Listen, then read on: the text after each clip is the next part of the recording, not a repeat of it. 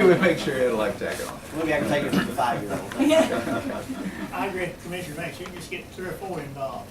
Worth the effort. Well, we've already had kids who are saying, why do we have to stop at 2 o'clock? Why can't we go to 6? We'll see. You say, look at me. Yeah, that's right.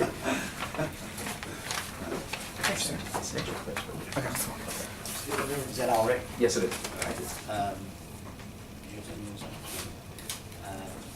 Commission's had time to look at the new business that we have. Is there a motion to I did approve? look, sorry. Uh-huh. On the one down to approve the budget revision for the cost severance, I just wanted to make sure that, I think I sent you all the email.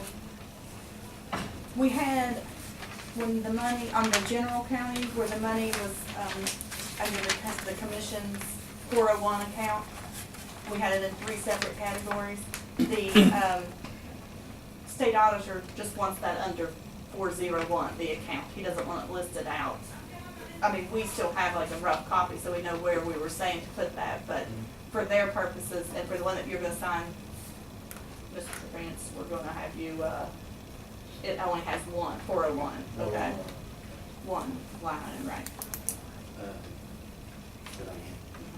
You had a question about something, didn't you? I was just, the safety caution equipment bill regarding the Lady Panther softball championships on. I don't know what that is. Well, that's a bill that Alan Holder, the director, keeps from 911, keeps sending me. It's dated for April 1st, and his description or for this says that he was told to purchase signs for the ball field, for the softball, for the girls' softball, and he said it was before I was hired, so, and it was approved to be paid. I can Approved by find the it- commission to be paid? Well, it's not in any minutes. I've looked for it. Are you familiar? I seen it on here, and I wasn't. Well, let's move that out and table that until the Okay. next meeting. Is there a motion to go ahead and do that, to table that particular part? I move, Second. Is that not table yes? the, When I lost it. And we could look thing into of it the a little bit. safety caution. Who moved, who moved? I did. President Vance, could I ask a few questions? It's regarding the motion to, I guess, settle the federal civil suit from Circuit Clerk Brumfield, which was taken against Commissioner McCann, Commissioner Ramey, Administrator Johnson, Mr. Bowman and Mr. Whitten. My understanding from reading the court documents, and this comes out of the Fourth Circuit in Virginia, because it's appealed up from Charleston. You guys are paying $6,000, and I think from what Mary told me, the law firm is paying $2,500. The insurance. The insurance, commission's insurance covered. My question is, does this end the Brumfield side of it? Yes. The commission, we reviewed this a little while ago, and we unanimously felt that this was something that needed to be taken care of, that, and to do it in the most expeditious way that we could. I contacted the claims manager and initiated the conversations with them and the law firm. And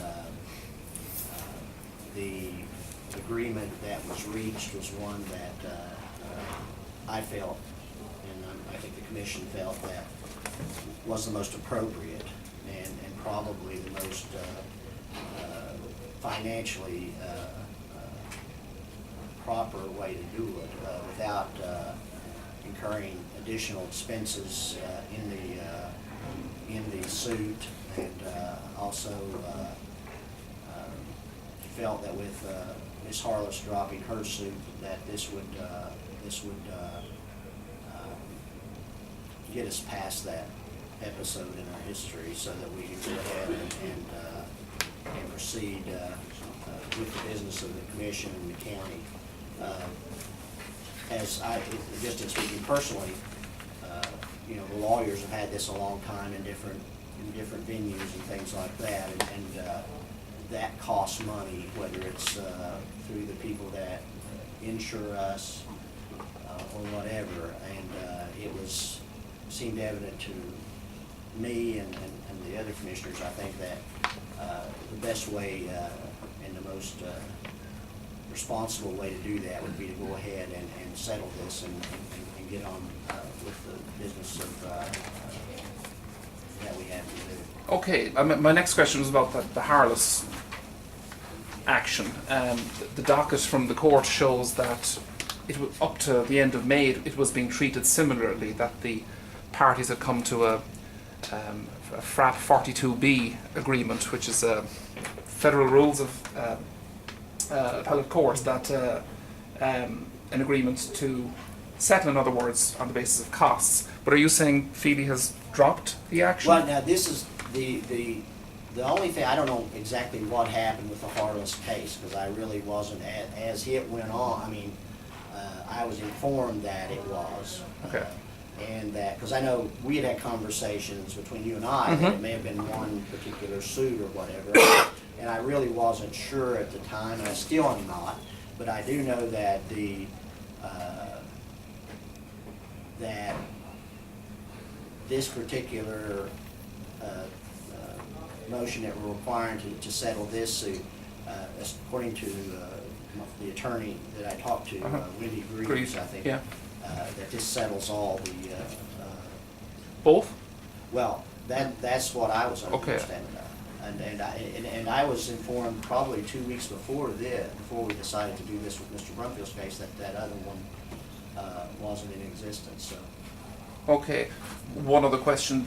Just from reading the docket again, there was a motion I believe, from Mr. Payton, and from one of the parties to exclude Mr. Bowman and Mr. Whitten from the settlement. Well, I'm speaking totally from the commission's standpoint. I don't really know Right. Anything about theirs, as far as that part of the suit. I know that It's just odd that they would we are released, as a commission, we are released from it. So, and that's all I know. I haven't talked with anyone else about any particulars as far as Mr. Bowman or Mr. Whitten or things of that nature. Okay. And one other question on a separate matter. There's an item in there regarding the fairgrounds, I believe, It's too bad. for a Governor's Community Participation Grant. I've been reasonably reliably informed that the county's non-violent offenders were working at the fairgrounds in the lead up to the 4th of July. Now, would it be normal practice for them to go? I mean, it's unclear to me whether the fairgrounds is a county entity or an entirely private organisation. It seems to be very grey to me. But,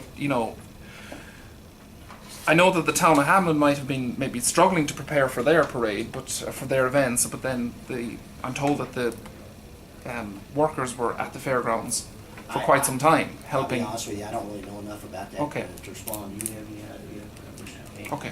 I do know that we have community service workers that work for the town of Hamlin as well. It's just their scheduling. Okay. I mean.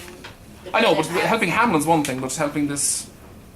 Well, I think it's a good idea to, I don't know a whole lot about the Memorial Fairgrounds, and to find out where that is. I mean, does the county commission on that property, is that an entity that's set up?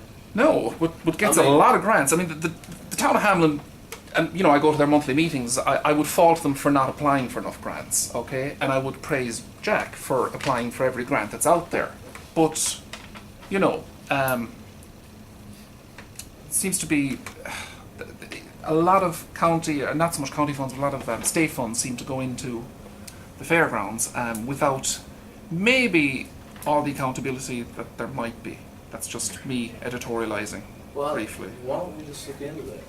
Yeah, I'd like to know what that organization's about. I thought that the county actually owned that property. It's Lincoln County Memorial Fairgrounds. I don't know myself. We will look into it and find I out. do know that we do have workers, or the community service workers are available to the town of Hamlin. All they have to do is ask, scheduling. to Well, and I schedule think that his as far as- question is dealing, or at least the way I understand it, would be dealing with you know, what kind of entity are we dealing with? How do they receive state funds and things of that nature? And I think we need to have answers to that. I don't really know, but we will find out. Are we providing, you know, workers to go work on, you know, if this is a for-profit organization, that could get ugly. I think what I'd like to see is, maybe, I think it is one of those entities that's non-government, but closely related. But you know, maybe sort of like a financial reporting or something to the commission of how they have spent any and all money that's been received.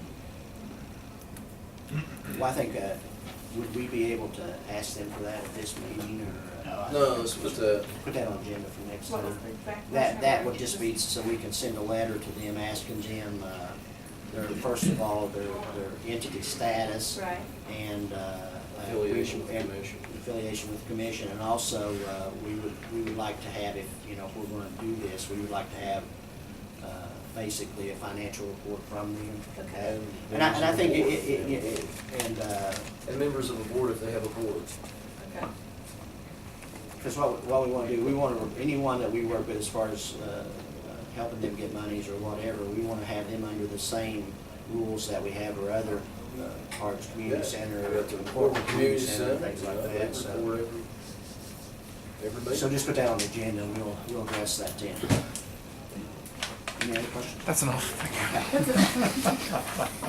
That's what they're supposed to do. All right.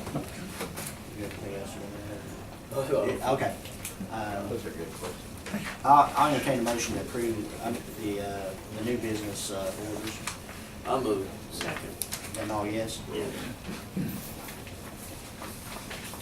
With the exception of the one that we tabled. Yeah. The safety caution equipment. Right. Okay.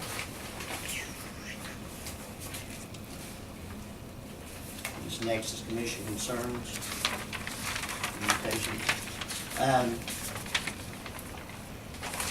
I don't, I want to again thank the people from Harts that came down. I think we're doing an excellent job. I know we've been in contact working with